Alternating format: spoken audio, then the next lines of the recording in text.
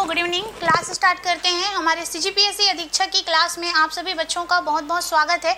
तो कल हमने लोकगीत पार्ट 1 देख लिया था कि हमारे छत्तीसगढ़ में कितने प्रकार के लोकगीत होते हैं।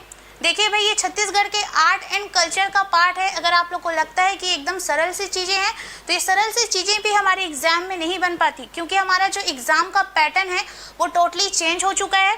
तो आजकल हमारे एग्ज़ाम में क्वेश्चंस कैसे पूछे जाते हैं, तो आजकल हमारे एग्ज़ाम का जो ट्रेंड है वो टोटली अलग हो गया है। आजकल हमें जो क्वेश्चंस होते हैं वो कूट में पूछे जाते हैं। तो आप लोग को सबसे पहले अगर नहीं जान रहे हो तो थ्योरी को पढ़ो और एनालिसिस करो, तभी जो प्रश्न है वो बनेंगे।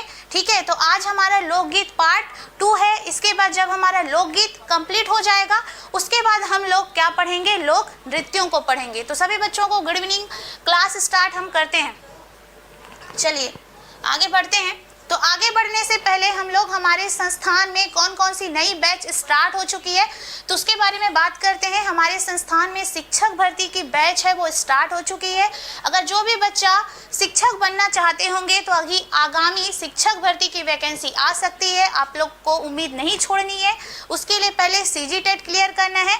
तो सीजी टेट का जो बैच है हमारे एकेडमी में है, साथ ही साथ सीजी टेट का टेस्ट सीरीज भी आपको मिलेगा।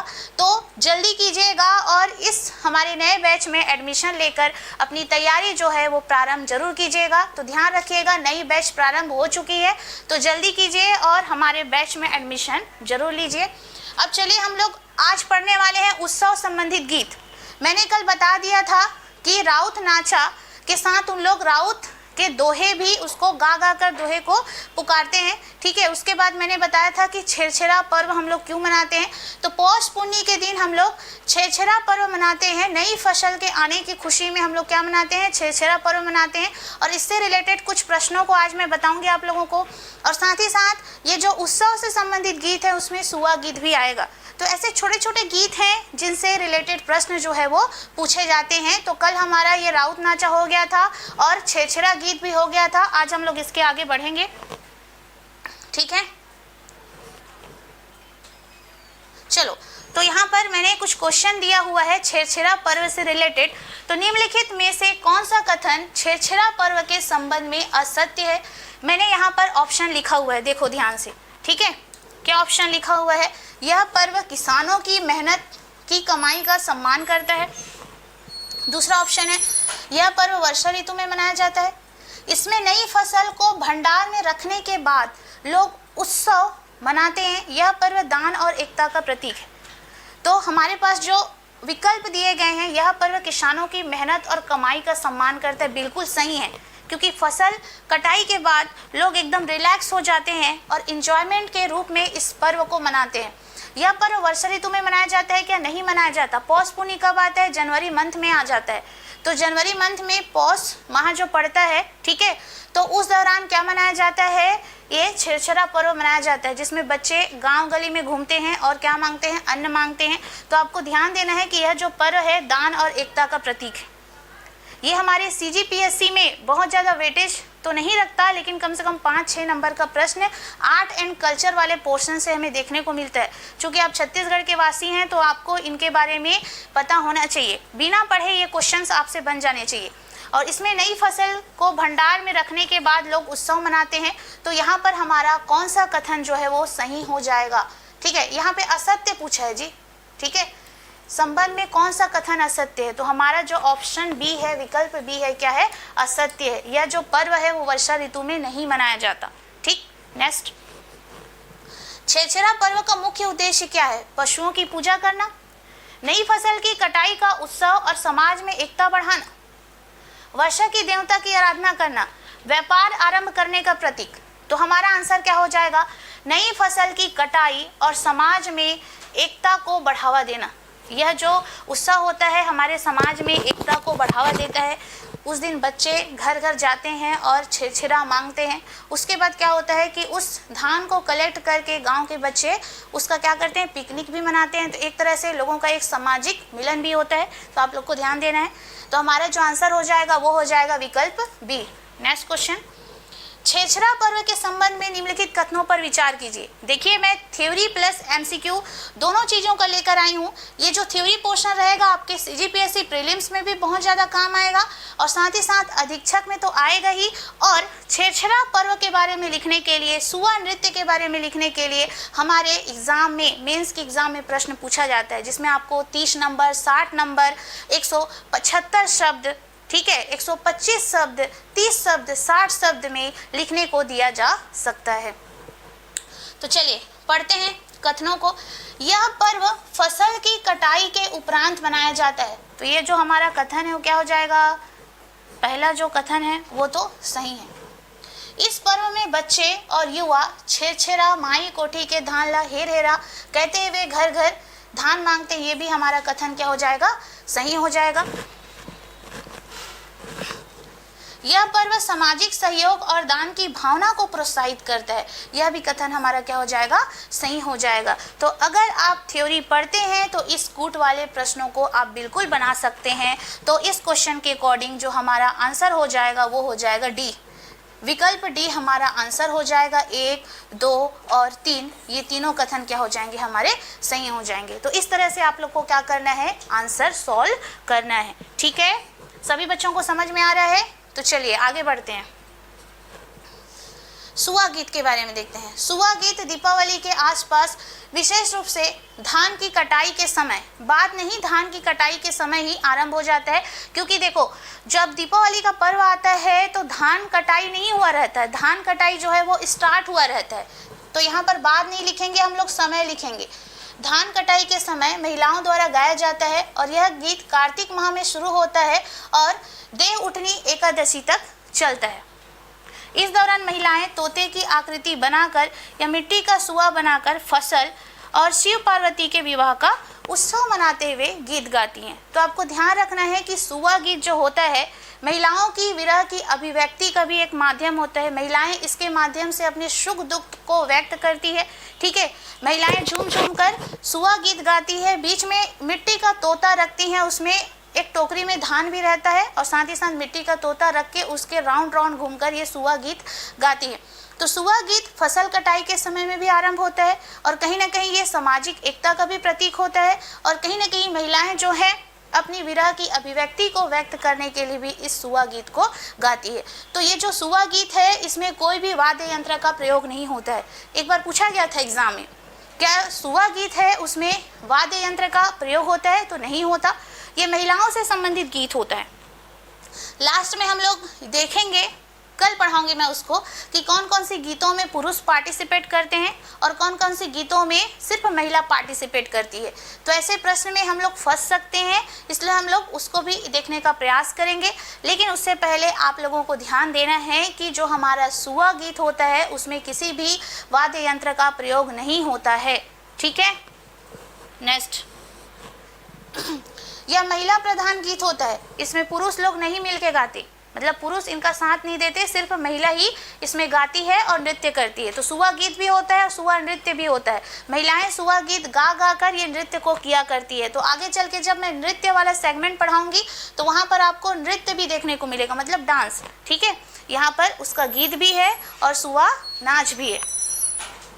तो देखिए, जो सुआ गीत होती है अधिकतर गौड़ जनजाति की स्त्रियों के द्वारा गाया जाता है ना। सुआ नृत्य जो होता है लगभग हमें सभी जाति की जो महिलाएं होती है वो गाते नजर आती हैं, लेकिन अधिकतर ये जो सुआ गीत है गौड़ जनजाति की महिलाएं गाया करती हैं। ठीक है, तो चलिए इससे रिलेटेड हम लोग कुछ प्रश्नों को देखते हैं, इससे आपका जो कॉन्सेप्ट है वो क्लियर हो जाएगा।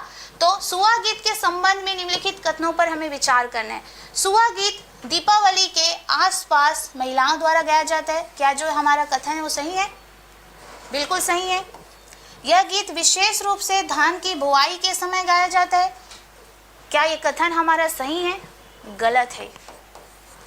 इस गीत का संबंध फसल और शिव पार्वती के विवाह के उत्सव से संबंधित है। बिल्कुल सही है। ये शिव पार्वती के विवाह के उत्सव का जश्न मनाने के लिए भी इस गीत को गाया जाता है। ये जो गीत होता है दीपावली से प्रारंभ होकर देव उठनी एकादशी तक चलता है। लोग मतलब जो गांव की महिलाएं होती है इस सुआ गीत को गाती है और साथ ही साथ नृत्य भी करती है। तो ये जो नृत्य है हमें दीपावली पर्व से देव उठनी एकादशी तक दिखाई देती है। इस दौरान नई फसल की शुभकामना के लिए भगवान का धन्यवाद अर्पित करने के लिए भी हमारी जो महिलाएं हैं इस नृत्य को किया करती है और साथ ही साथ सुआ गीत भी वो गाती है। साथ ही साथ शिव पार्वती के विवाह का जश्न मनाने के लिए भी महिलाएं इस नृत्य को करती है और साथ ही साथ सुआ गीत गाती है। तो यहाँ पे आपका कौन सा कथन गलत हो जाएगा? तो धान बुआई के समय में यह जो सुआ गीत है वो नहीं गाया जाता। तो हमारा कौन सा कथन सही होगा? तो कथन 1 और कथन 3 सही होगा। अब आप लोग को दिए गए कूट का प्रयोग कर सही उत्तर को चुनना है। तो कौन सा ऑप्शन आपका सही होगा? 1 और 3 सही है, केवल 2 सही है, या केवल 1 सही है, या 1, 2, 3 सही है? तो यहाँ पर इस विकल्प के माध्यम से हम देखेंगे तो हमारा केवल 1 और 3 जो आंसर है वो क्या हो जाएगा? सही हो जाएगा। ठीक, तो आपके अधीक्षक के लिए काफ़ी फायदेमंद सिद्ध होगा, क्योंकि मैं यहाँ पे थ्योरी पढ़ा रही हूँ प्लस MCQ करवा रही हूँ, उसी से रिलेटेड तो आपका जो कॉन्सेप्ट है वो भी यहीं पर क्लियर होते हुए जाएगा। ठीक, आगे देखते हैं। सुआ गीत का समय एवं विषय वस्तु क्रमशः क्या है? होली के समय, राधा कृष्ण प्रेम, दीपावली के आसपास फसल और शिव पार्वती का विवाह, मकर संक्रांति, सूर्य उपासना, नवरात्रि, देवी दुर्गा की आराधना। तो सुआ गीत की विषय वस्तु क्या होती है? तो सुआ गीत की विषय वस्तु है हमारा विकल्प बी, दीपावली के आसपास फसल और शिव पार्वती विवाह। तो आंसर हो जाएगा हमारा ऑप्शन बी। चलिए आगे। निम्नलिखित में से कौन सा कथन सुआ गीत के संबंध में असत्य है? बहुत सारे प्रश्नों को मैं लेकर आई हूँ ताकि आपको कोई दिक्कतें ना हो एग्जाम में। यह गीत दीपावली के आसपास गाया जाता है, इसे पुरुष वर्ग गाते हैं। यह गीत कार्तिक मास में प्रारंभ होकर देवोत्थान एकादशी तक चलता है। देवोत्थान एकादशी मतलब वही जठौनी पर्व जिसको आप लोग देव उठनी एकादशी के नाम से जानते हैं। उसके अलावा इसमें तोते की आकृति बनाकर पूजा की जाती है। आपका कौन सा विकल्प जो है वो सही हो जाएगा? तो आपका जो कौन सा विकल्प है, ये जो ए विकल्प है ये सही है, ये भी सही है, ये भी सही है, लेकिन हमें यहाँ पे असत्य पूछा है ना, तो इसे पुरुष वर्ग नहीं गाते। सुआ गीत में पुरुष वर्ग की भागीदारी नहीं होती है। तो आपका जो आंसर हो जाएगा वो हो जाएगा विकल्प बी। चलिए नेक्स्ट क्वेश्चन। छत्तीसगढ़ के जन्म संस्कार से संबंधित गीत। अब हमारा सुआ गीत से रिलेटेड जो प्रश्न थे वो कंप्लीट हो गए।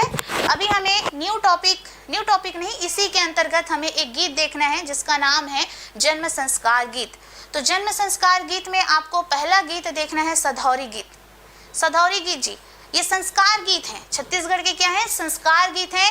और कई बार से सधौरी गीत और सोहर गीत के बारे में प्रश्न जो है वो पूछा गया है। तो आप लोगों को कमेंट करके बताना है, कल मैं पढ़ाई थी सवनाही गीत क्या होता है, सवनाही गीत कौन से ऋतु में गाया जाता है और इसका विषय वस्तु क्या होता है, कि आखिरकार हम सवनाही गीत गाते क्यों हैं।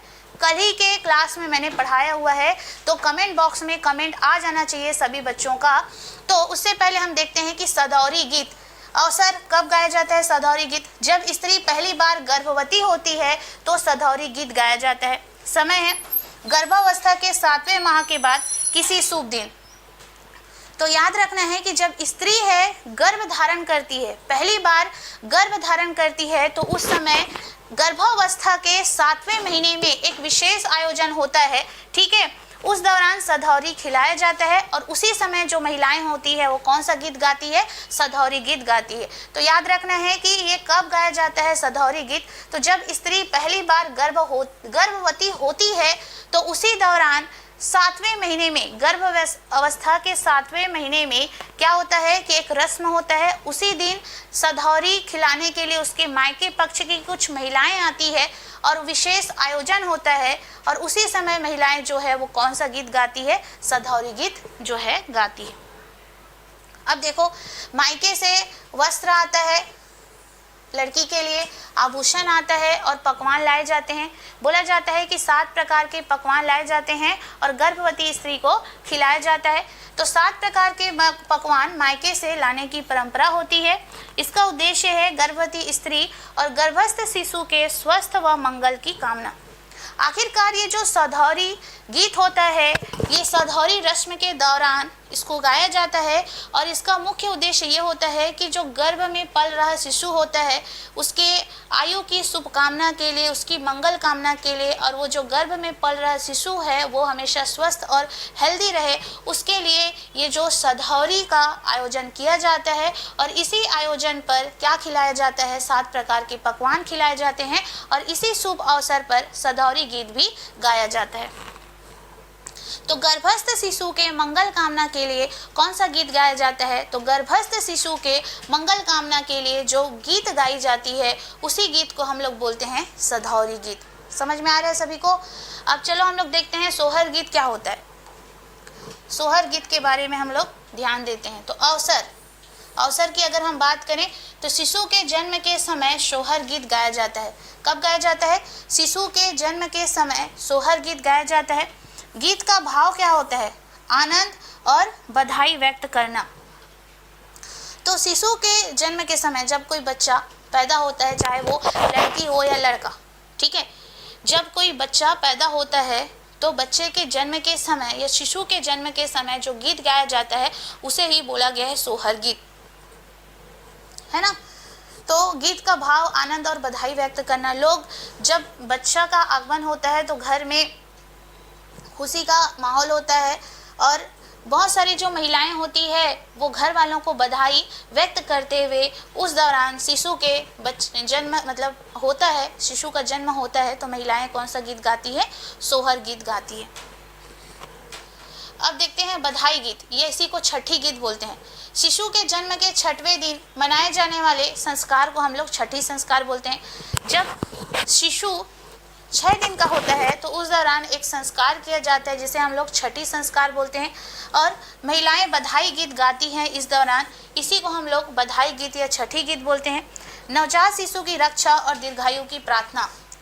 छठी में क्या होता है कि नवजात शिशु की रक्षा और उनकी दीर्घायु की प्रार्थना की जाती है और इसी दौरान कुछ महिलाएं जो है वो कौन सा गीत गाती है? छठी गीत गाती है। और यह जन्म के 6वें दिन में जो संस्कार करवाया जाता है इसको हम लोग बोलते हैं छठी संस्कार। लोरी गीत। लोरी गीत क्या होता है? बच्चों को सुलाने के समय जो गीत गाया जाता है उसे हम लोग बोलते हैं लोरी गीत और इसका भाव होता है स्नेह, ममता और शांति। इसका भाव क्या होता है? स्नेह, ममता और शांति। उद्देश्य बच्चे को नींद दिलाना और उसे प्यार से शांत रखना। ठीक है, तो याद रखना है लोरी गीत का उद्देश्य क्या होता है? बच्चे को नींद दिलाना और उसे प्यार से शांत करना। तो आप लोग को लग रहा है कि मैडम क्या क्या पढ़ा रही है, तो मैं जो भी पढ़ा रही हूँ आपके भलाई के लिए पढ़ा रही हूँ, क्योंकि हमारे CGPSC मेंस में भी पूछा जाता है कि छत्तीसगढ़ के प्रमुख लोकगीतों का वर्णन कीजिए, है ना। छत्तीसगढ़ के प्रमुख लोकगीतों का वर्णन कीजिए, दे दिया आपको 175 शब्द में। तो आप इसको तभी बना पाएंगे ना जब आपको इन गीतों के बारे में पता रहेगा, है ना। आप तभी बना पाएंगे ऐसे सेगमेंट को जब आपको सभी गीतों के बारे में पता रहेगा। इसलिए आपके लिए जानना अनिवार्य है और इसी को कूट में दे दिया गया। तो ठीक है, तो उसके लिए क्या होना चाहिए? आपको थ्योरी पता होना चाहिए। जब थ्योरी पता होगा तो आप बड़े ही आसानी से प्रश्नों को बना पाएंगे। अब हम लोग देखते हैं बरुआ गीत। ठीक है, इसको हम लोग उपनयन संस्कार गीत भी बोलते हैं। तो बरुआ गीत, उपनयन संस्कार या इसी को हम लोग जनेऊ संस्कार भी बोलते हैं। ठीक है, जनेऊ संस्कार जब बालक ब्रह्मचारी जीवन में या ब्रह्मचर्य जीवन में प्रवेश करता है, जब वो अध्ययन आरंभ करता है, तो अध्ययन आरंभ करने से पहले घर वाले बालक का उपनयन संस्कार करते हैं। आजकल किसी किसी धर्म में लड़कियों का भी उपनयन संस्कार किया जा रहा है। जब लड़की या बालिका या बालक ब्रह्मचर्य जीवन में प्रवेश करते हैं या ब्रह्मचर्य जीवन आरंभ करते हैं, वो विद्या आरंभ करने वाले रहते हैं, उस टाइम क्या गाया जाता है? बरुआ गीत गाया जाता है हमारे छत्तीसगढ़ में। तो हमारे छत्तीसगढ़ में कौन कौन सी गीत हैं, कौन कौन से पर्व हैं, कौन कौन से खाद्य सामग्री हैं, व्यंजन हैं, आभूषण है, सबको मैं कवर करूंगी आपके आर्ट एंड कल्चर वाले पार्ट में। इसके बाद हम लोग डांस को देखेंगे कि छत्तीसगढ़ में कौन कौन से लोक नृत्य हैं, और लोक नृत्यों के बाद हम लोग देखेंगे कलाकार को, कौन कौन से कलाकार हैं हमारे छत्तीसगढ़ के, क्योंकि यहाँ से भी प्रश्न जो है वो पूछे जाते हैं। क्लियर हो रहा है? चलो बसदेवा गीत देखेंगे। अब जाति से संबंधित गीत देखेंगे। आप तो हो गया संस्कार से संबंधित गीत आपने देख लिया। अब आप लोगों को नेक्स्ट देखने हैं जाति से संबंधित गीत। जाति से संबंधित गीत। आपने इससे पहले देखा, किससे संबंधित गीत को देखा? संस्कार से संबंधित गीत। अब आप लोग को देखना है बसदेवा गीत, जो कि जाति से संबंधित गीत है। तो याद रखना है, यह गीत श्रवण कुमार की कथा पर आधारित है। तो जो बसदेवा गीत जो है वो किस पर आधारित है? श्रवण कुमार की कथा पर आधारित है। याद रखिएगा, बसदेवा गीत जो है वो श्रवण कुमार की कथा पर आधारित है।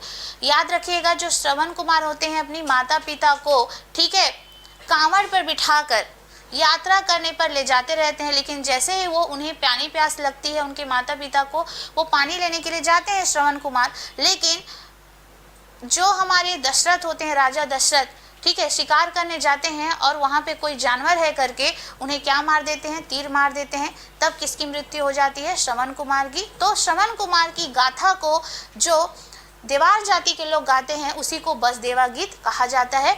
तो बसदेवा गीत में क्या क्या होता है, चलिए मैं बता रही हूँ। यह गीत श्रवण कुमार की गाथा पर आधारित है। श्रवण कुमार अपने अंधे माता पिता को कांवड़ में बिठाकर तीर्थ यात्रा करवाते हैं। यात्रा के दौरान राजा दशरथ की बाण से उनकी क्या हो जाती है? मृत्यु हो जाती है। यह कथा पौराणिक गाथाओं के अंतर्गत आती है, जिसे हम लोग श्रवण गाथा कहते हैं।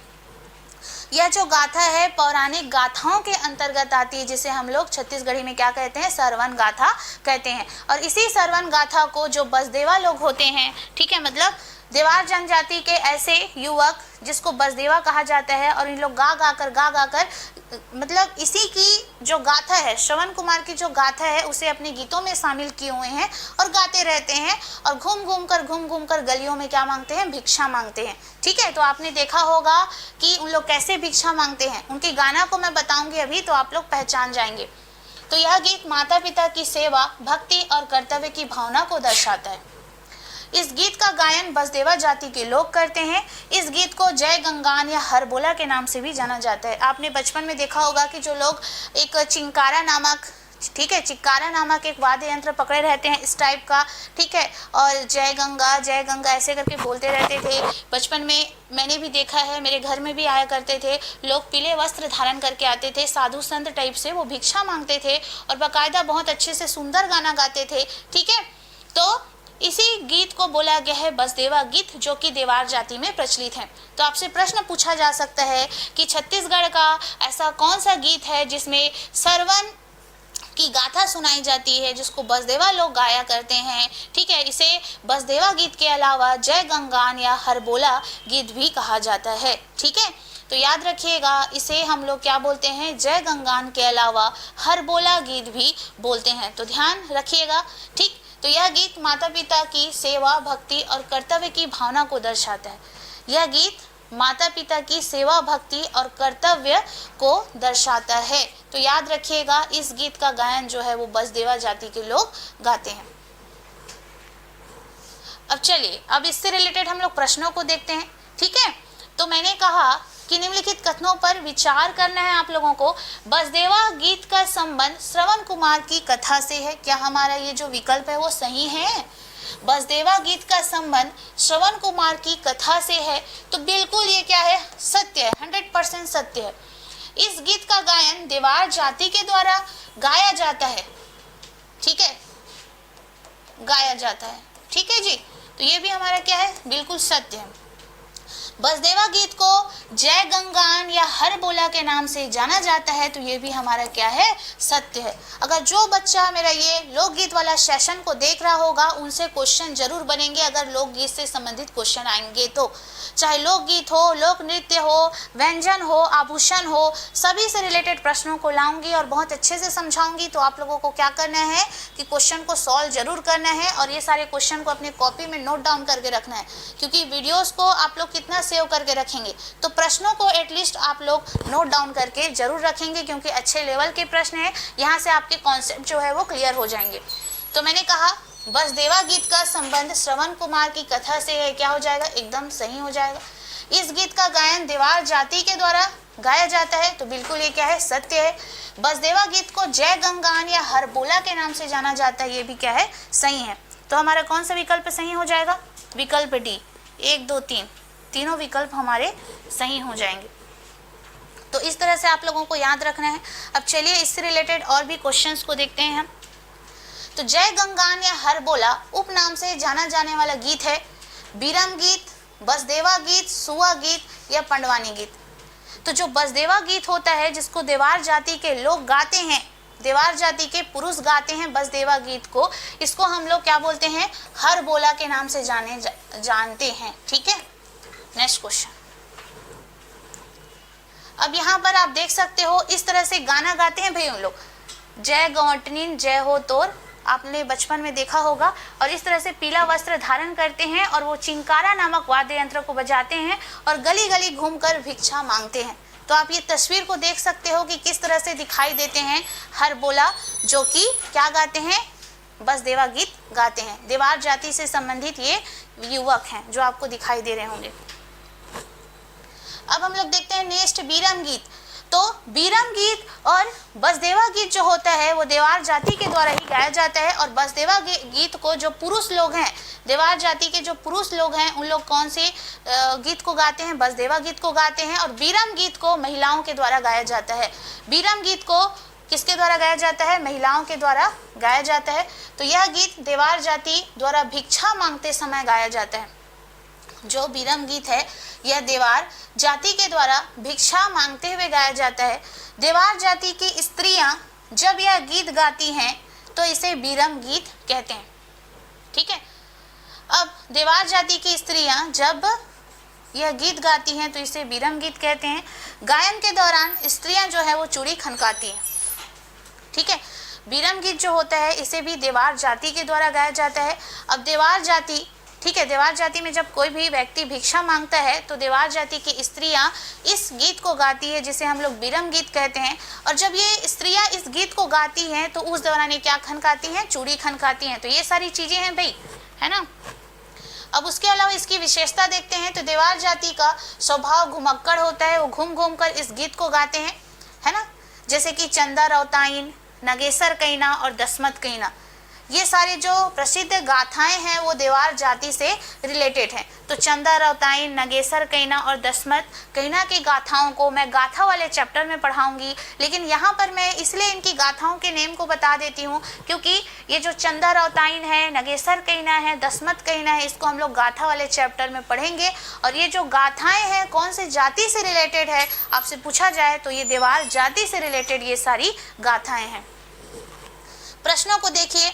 और बीरम गीत के जो गीतकार हैं उनका नाम लिखना है रेखा सिंह एवं बद्री सिंह कटारिया। बीरम गीत के गीतकार का नाम है रेखा सिंह एवं बद्री सिंह कटारिया। अब बीरम गीत से रिलेटेड प्रश्नों को देख लेते हैं हम। निम्नलिखित में से कौन सा कथन असत्य है। बसदेवा गीत श्रवण कुमार की कथा से संबंधित है ना। बीरम गीत का गायन भिक्षा मांगते समय किया जाता है। बसदेवा गीत को हरबोला भी कहा जाता है। तो यहाँ पर ये भी सत्य है, ये भी सत्य है, ये भी सत्य है। बीरम गीत केवल पुरुषों के द्वारा गाया जाता है तो नहीं, बीरम गीत को महिलाओं के द्वारा गाया जाता है। तो बीरम गीत को किसके द्वारा गाया जाता है, महिलाओं के द्वारा गाया जाता है। तो आपका कौन सा कथन असत्य होगा, विकल्प डी असत्य होगा। लेकिन इस क्वेश्चन के अकॉर्डिंग ये आपका सत्य आंसर हो जाएगा। लेकिन यहाँ पे आपको असत्य को चूज करना है तो आपका असत्य विकल्प हो जाएगा ऑप्शन डी। नेक्स्ट क्वेश्चन में चलते हैं। बीरम गीत के संबंध में निम्नलिखित कथनों में से कौन सा सही है। यह गीत देवार जाति के द्वारा गाया जाता है क्या, बिल्कुल सही है। स्त्रियां जब इसे गाती है तो उसे बीरम गीत कहा जाता है क्या, सही है। गायन के दौरान स्त्रियां चूड़ी खनकाती है, ये भी सत्य है। देवार जाति के द्वारा इसे गाया जाता है। स्त्रियां जब गाती है तो इसे बीरम गीत कहा जाता है। गायन के दौरान स्त्रियां चूड़ी खनकाती है। तो आपका जो तीनों ऑप्शन है वो क्या हो जाएगा, सही हो जाएगा। तो इस तरह से जब आप थ्योरी पढ़ते हैं और प्रश्नों को सॉल्व करते हैं तो आपके जो कॉन्सेप्ट है वो क्या हो जाते हैं, क्लियर हो जाते हैं। छत्तीसगढ़ी विवाह से संबंधित गीत, एकदम सरल सरल सी चीजें हैं। आज हम गीतों से संबंधित चैप्टर को लाए हुए हैं। तो चुलमाटी गीत, चुलमाटी को हम विवाह का प्रारंभ माना जाता है। सुहासिनी, जिसमें वर की भाभी, बहनें और बुआ शामिल रहती है। सुहासिनी कैसे कहते हैं, जैसे कि कोई भी रस्मों को करती है शादी में, जैसे कि बुआ रस्मों को करती है, भाभियाँ, वर की भाभियाँ रस्मों को करती है, या वधू की भाभियाँ रस्मों को करती है, बुआ होती है, बहनें होती हैं रस्मों को जो करने वाली होती है, उसे हम लोग सुहासिनी कहते हैं। क्या कहते हैं? सुहासिनी कहते हैं।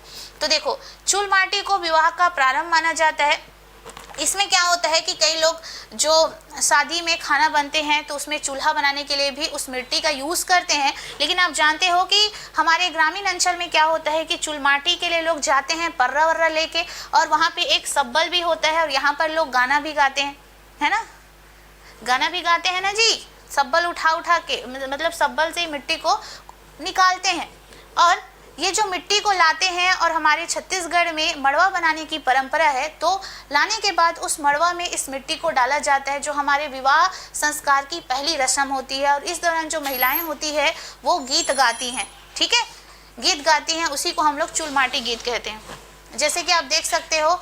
उसके बाद जैसे कि महिलाएं जो होती है मिट्टी निकालते समय गीत गाती हैं, उसे हम लोग बोलते हैं चूल माटी गीत। नेक्स्ट, नहडोरी गीत क्या होता है कि यह वर वधू दोनों पक्ष में होता है। दोनों नहडोरी अर्थात नहलाने के बाद डोरी अर्थात कंकन बांधा जाता है।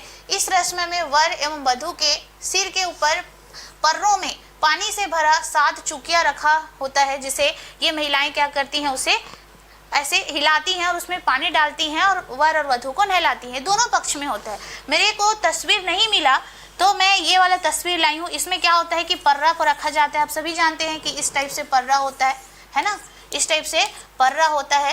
तो दूल्हा या दुल्हन के ऊपर इस पर्रा को रखा जाएगा, और इसमें जो छोटी छोटी मिट्टी की क्या होती हैं, छोटी छोटी मिट्टी के इस तरह से चुकियाँ होती है, मिट्टी के बर्तन होते हैं, उसको इस पर्रे के ऊपर में रखा जाता है और थोड़ा थोड़ा पानी डाल के गीत गाते हुए वर और वधू को नहलाया जाता है। ये दोनों पक्ष में होता है। अधिकतर शादियों में आपको इस तरह की रस्में जो है वो देखने को मिलेगी। मैंने देखा है, क्योंकि मैं जनजाति क्षेत्र से बिलोंग करती हूँ, तो मैं इस प्रकार की शादियों को देख चुकी हूँ। मेरे कई सारे जनजाति फ्रेंड भी हैं, तो मैंने इस तरह की शादियों को देखा है, अटेंड भी किया हुआ है। तो नहडोरी में क्या होता है कि वर पक्ष भी इस तरह से वर और वधू को नहलाते हैं, मतलब वर पक्ष के लोग वर को नहलाएंगे, वधू पक्ष के लोग वधू को नहलाएंगे, और उसी दौरान कौन सा गीत गाते हैं, नहडोरी गीत गाते हैं। और नहाने के बाद लड़का और लड़की के हाथों में कंकन जो है वो बांधा जाता है, याद रखिएगा। नेक्स्ट, मोर सौंपनी क्या होता है, इसको बोलते हैं मौर भाई। ये जो लड़का पहना है ना, ये छिंद पत्ते का बना होता है ना, और ये भी एक तरह से कला होता है, मौर बनाने की कला होता है। वो आजकल के युवकों को नहीं आएगा, मेरे दादाजी को आता था, है ना, मेरे दादाजी को आता था, और हम लोग इसको बना बना के बेचते हैं। और जो गांव के जनजाति लोग हैं, उन लोग जैसे हमारे कास्ट से इस टाइप से जो मौर बनवाना है उसको शुभ मानते थे। तो मेरे दादाजी क्या करते थे, इस तरह से बहुत सारी चीज़ों को वो बनाकर बेचते थे, जिसको हम लोग बोलते हैं मौर। और इसको आदिवासी लोग अधिकतर पहनाते हैं, और हमारे उसमें भी पहनाया जाता था, लेकिन आजकल इसका जो क्रेज़ है वो क्या हो गया है, ख़त्म हो चुका है। तो इस तरह से पहनाया जाता है भाई, ये इसको बोलते हैं मौर, है ना। और क्या होता है कि जब बारात प्रस्थान के पूर्व, जिसमें महिलाओं द्वारा दीपक को साक्षी मानकर मुकुट में दोनों हाथों रखकर सौंपते हुए दूल्हा को आशीर्वाद दिया जाता है।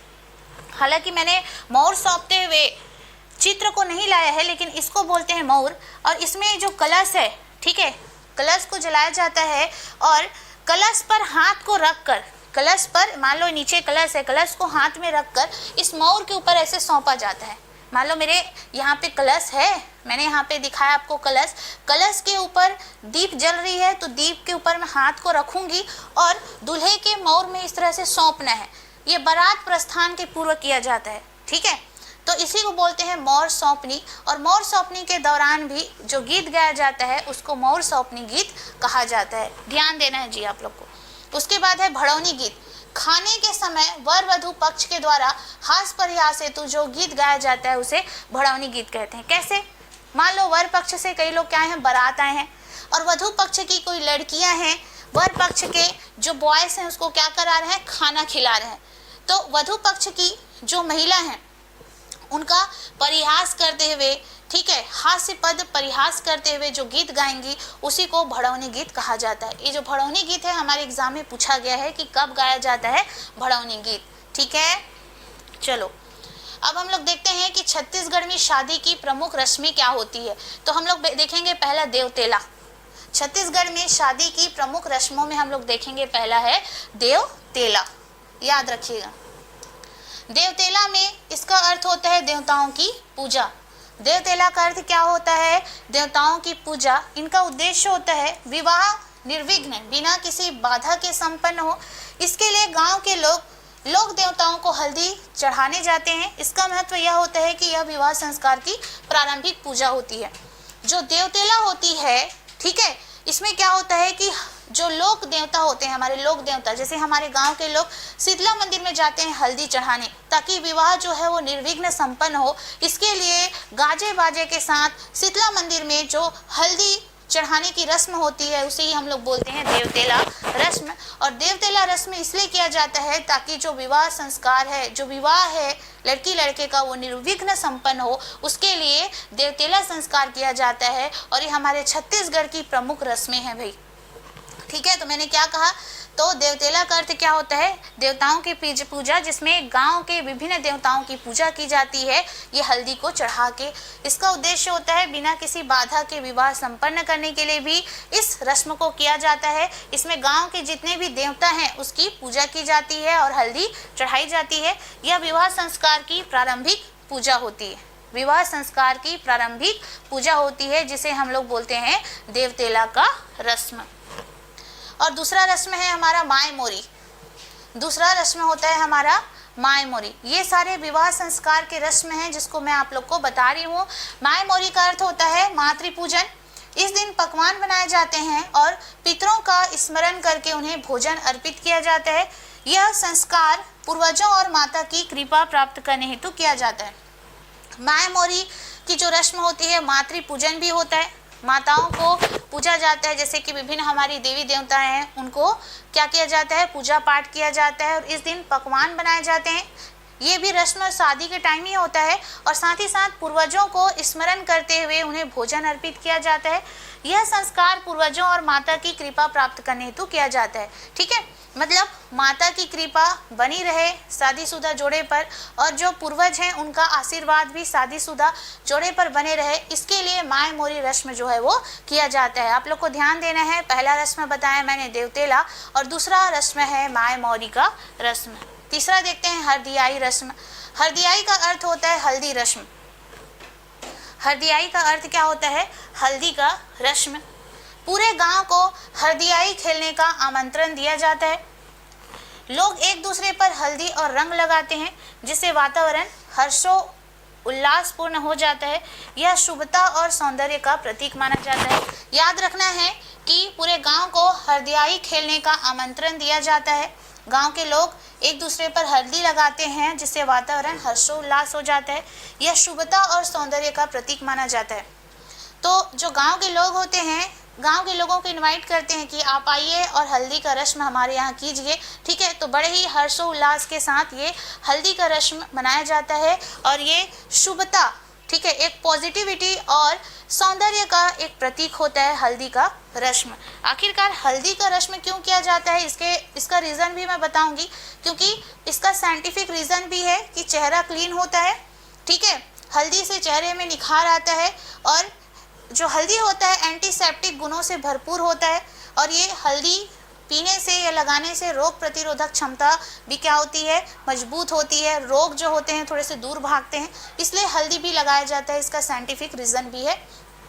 देखिए, परछन क्या होता है? बारात के प्रस्थान से पहले महिलाओं द्वारा वर को आरती उतारकर आशीर्वाद दिया जाता है। देखिए, बारात प्रस्थान से पहले जो गांव की महिलाएं होती है वर का आरती उतारती हैं और उसे आशीर्वाद देती हैं। यह वर के लिए सफल यात्रा और विवाह की मंगल कामना हेतु किया जाता है। जो गांव की महिलाएं होती है, ठीक है, इस रस्म को बोला जाता है परछन। ठीक है, जब गांव की महिलाएं युवक को बारात प्रस्थान से पहले उनका आरती लेती है और उन्हें शुभ आशीष देती है। इस रस्म को परछन बोला गया है भाई, और यह वर की सफल यात्रा और शादी की मंगल कामना के लिए, ठीक है, ताकि उनका जो विवाह है एकदम शुभ कामना के साथ सफल हो, उनके आशीर्वाद से जो शुभकामनाएं निकल रही है निर्विघ्न संपन्न हो, उसके लिए जो गांव की महिलाएं होती है वो वर को क्या देती हैं, आशीर्वाद देती हैं, और इसी रस्म को बोला गया है परछन। तो यह जो परछन की रस्म होती है बारात प्रस्थान से पहले होती है। महिलाओं द्वारा वर को आरती उतारकर आशीर्वाद दिया जाता है और यह वर के लिए सफल यात्रा और विवाह के मंगल कामना हेतु किया जाता है। ठीक है, आगे चौथिया का अर्थ क्या होता है? ये सारी रस्में हैं जो छत्तीसगढ़ के रस्में हैं, है ना। चौथिया, चौथी की रस्म है ना। वधु पक्ष के लोग अपने रिश्तेदारों को लेकर वर पक्ष के घर जाते हैं। यह दोनों पक्षों के पारिवारिक संबंधों को मजबूत करने का प्रतीक है। आप जानते हो कि पहले दिन हल्दी के दिन, हल्दी से पहले दिन मायन वगैरह होता है जिसमें मंडप वगैरह को सजाते वगैरह हैं, है ना। और उस दिन शादी का जो कार्य है वो आरंभ हो जाता है। फिर दूसरे दिन हम लोग वो तेल हल्दी वाला रस्म रखते हैं। फिर तीसरे दिन लड़की के घर बारात आता है, मतलब बारात लेकर आता है लड़का। फिर चौथा दिन क्या होता है कि बारात लेकर उन लोग रात में चले जाते हैं। फिर चौथे दिन जो लड़की पक्ष के लोग होते हैं लड़के का घर देखने के लिए और अपने रिश्तेदारों को लेकर लड़के यहाँ जाते हैं। इस रस्म को बोला गया है चौथिया। तो इस रस्म को क्या बोला गया है? चौथिया बोला गया है, ध्यान रखिएगा। अब देखते हैं इससे रिलेटेड प्रश्न। निम्नलिखित में से कौन सा कथन माय मोरी के संबंध में सही है? निम्नलिखित में से कौन सा कथन माय मोरी के संबंध में सही है? यह मातृ पूजन और पितरों का स्मरण करने की रस्म है। क्या ये सही है? बिल्कुल सही है। इसमें पकवान बनाए जाते हैं, सही है। यह बारात के प्रस्थान से ठीक पहले किया जाता है, माय मोरी की रस्म। तो आपका क्या हो जाएगा? 1 और 2 सही हो जाएगा। इस शादी के शुरुआत में भी इस प्रकार के रस्म किए जाते हैं ताकि माता और जो हमारे पूर्वज हैं उनका आशीर्वाद प्राप्त हो। तो हमारा जो कथन 3 है वो तो बिल्कुल हमारा सत्य नहीं है। तो इस क्वेश्चन के अकॉर्डिंग जो हमारा आंसर हो जाएगा केवल 1 और 2 सही माना जाएगा। अब यहाँ पर आप लोगों को कमेंट करके बताना है, यहाँ पर आप लोगों को कमेंट करके बताना है कि जो युवक है, ठीक है, कुछ टोपी टाइप पहना हुआ है और उसके अलावा बाजू में एक अंकल टाइप से बैठे हुए हैं, ठीक है, वो क्या पहने हुए हैं? तो आप लोगों को कमेंट करके बताना है इसको क्या बोला जाता है छत्तीसगढ़ में, इसका कुछ नाम होगा, है ना। तो ये जो टोपी टाइप पहना हुआ है एक युवक, इसका कोई ना कोई तो नाम होगा। तो आप लोग मुझे कमेंट करके बताएंगे इसको छत्तीसगढ़ी में क्या बोलते हैं। और यहाँ पर मैंने एक और तस्वीर दिखाई हुई है, बैलगाड़ी, ठीक है, क्या आपने इसको देखा है? तो इसका नाम क्या क्या है आप लोग कमेंट करके बताएंगे इस टोपी का नाम। और इस टोपी को अधिकतर छत्तीसगढ़ के, मतलब ऐसे कौन से लोग हैं छत्तीसगढ़ में जो इस प्रकार के ये जो टोपी है उसको लगाते हैं? कमेंट करके बताइएगा। उसके बाद इसका नाम भी आप लोग कमेंट करके बताइएगा, इसको क्या बोलते हैं, इसका यूज़ क्या है हमारे छत्तीसगढ़ में। क्या आपने आज के डेट में इसको देखा हुआ है गांव में? तो इसको भी आप लोग कमेंट करके बताइएगा, इसका यूज़ क्यों करते हैं गांव वाले। और यहाँ पर ये जो है धान का एक इस प्रकार से खरही रहता है, ठीक है। धान जब एक साथ ऐसे रहता है, ठीक है, जब पहले ज़माने में धान मिजाई होता था तो इसको ला के एक जगह ऐसे कलेक्ट कर दिया जाता था। आज के डेट में तो आप लोग हार्वेस्टर का प्रयोग करते हैं। तो पुराने ज़माने में इस तरह से धान की खरही होती थी जिसको हम लोग क्या बोलते हैं? खरही। अब ये इसलिए मैं बता रही हूँ कि जब आप लोग सीजी लैंग्वेज पढ़ेंगे, ठीक है, ये मेंस का हमारा इंपॉर्टेंट सब्जेक्ट है सीजी लैंग्वेज। तो जब आप सीजी लैंग्वेज पढ़ते हैं तो आपको ये पूछा जा सकता है कि यहाँ पे जो धान का इस तरह से बंडल आपको दिखाई दे रहा है जिसमें धान को ला के रखा गया है, तो ये जो कलेक्शन है धान का कलेक्शन उसको खरही बोला जाता है। और वो जो धान के कलेक्शन, ये जो धान का कलेक्शन है ना, ठीक है, इसको इस कलारी के माध्यम से निकाला जाता है, ठीक। इसको पूछा जा सकता है कि क्या बोलते हैं हमारे छत्तीसगढ़ में, इसलिए मैं बता रही हूँ क्योंकि सीजी लैंग्वेज में इसी प्रकार के प्रश्न जो हैं वो पूछे गए हैं, ठीक है। तो चलिए मैं होमवर्क दे देती हूँ आप लोगों को कल के लिए, तो आप लोग इसका आंसर ज़रूर बताइएगा। फिर आज की क्लास हम लोग यहीं तक रखेंगे। होमवर्क नोट कर लीजिएगा, होमवर्क। और कल का हमारा टॉपिक होगा लोकगीत। तो हो चुका है, लोकगीत से रिलेटेड कुछ इंपॉर्टेंट तथ्यों को लिखवाऊंगी। लोकगीत प्लस आपका रहेगा लोक नृत्य, ठीक है। सॉन्ग को तो आपने देखा, उसी तरह आज आप लोग देखने वाले हैं डांस, ठीक है। तो चलिए प्रश्नों को लिखते हैं। सवनाही गीत कब गाया जाता है? सवनाही गीत कब गाया जाता है? होमवर्क लिख लेंगे। सवनाही गीत कब गाया जाता है? कमेंट बॉक्स में आंसर बताना है, ठीक है। उसके बाद बसदेवा गीत का उपनाम क्या है? बसदेवा गीत का उपनाम क्या है? क्या है ये? जो क्वेश्चन का आंसर है आप लोग को कमेंट बॉक्स में कमेंट करके देना है। बीरम गीत कौन सी जाति की महिलाओं के द्वारा गाया जाता है? कौन सी जाति की महिलाओं के द्वारा गाया जाता है? ठीक है। लास्ट क्वेश्चन,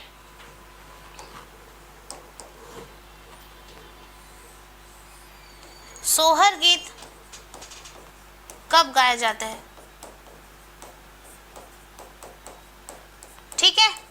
तो सभी बच्चे कमेंट बॉक्स में इसका आंसर जरूर कमेंट करके देंगे। तो आज की क्लास हम लोग यहीं तक रखते हैं। कैसा लगा आज का क्लास कमेंट करके जरूर बताइएगा। मैंने थ्योरी भी कवर की है और साथ ही साथ एमसीक्यू भी कवर किया है, ठीक है। तो चलिए फिर आप लोग घर में जाके ज़रूर पढ़ाई कीजिएगा। ये आपके मेंस के लिए बहुत इंपॉर्टेंट है लोकगीत, साथ ही साथ आपके प्रीलिम्स के लिए भी बहुत इंपॉर्टेंट है और साथ ही साथ अधीक्षक के लिए बहुत इंपॉर्टेंट है। और जितने भी हमारे ऑल कंपटीशन एग्ज़ाम है जो कि व्यापम कंडक्ट करवाता है, वो सारे कंपटीशन एग्ज़ाम के लिए ये लोकगीत मोस्ट इम्पॉर्टेंट है जी, ठीक है। तो आप लोग को ध्यान देना है और पढ़ाई करनी है। मैं छत्तीसगढ़ के बहुत सारे टॉपिक को कवर करवाऊंगी और हमारे साथ बने रहना है। और साथ ही साथ हमारे मोबाइल एप्लीकेशन को भी ज़रूर डाउनलोड करना है। इसमें आपको बहुत सारे टेस्ट सीरीज़, ई बुक और बहुत सारे नोट्स मिल जाएंगे। और साथ ही साथ करंट अफेयर्स को भी देखना है। हमारे सादी पीएससी एकेडमी के यूट्यूब चैनल में आपको हर प्रकार के जो कोर्स से रिलेटेड अपडेट हैं वो भी मिल जाएंगे। तो आज की क्लास यहीं तक रखते हैं। सभी को थैंक यू।